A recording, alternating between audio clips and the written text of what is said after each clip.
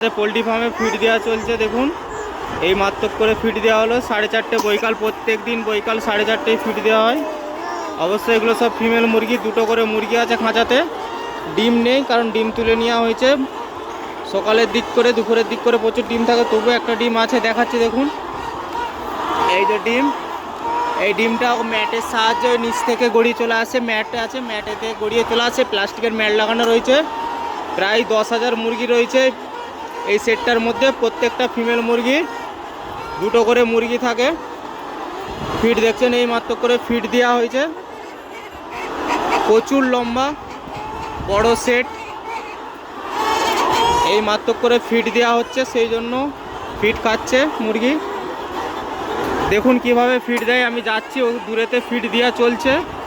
চ্যানেলটিকে সাবস্ক্রাইব করুন, ভালো ভালো ভিডিও আসবে এই চ্যানেলে, প্রত্যেক দিনের হায়দ্রাবাদের কাজের ভিডিও।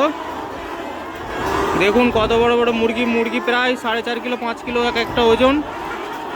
দেখুন ফিড কিভাবে দেয় হায়দ্রাবাদ পোলট্রি ফার্মে। একটা গাড়িতে দুজনে ফিড এইভাবে ভরে নিয়ে দিতে হয় প্রত্যেক দিন। এইভাবে ফিড মুরগিকে দেওয়া হয়, মুরগি এইভাবে ফিড খায়, দুজন করে গাড়িতে ভরে।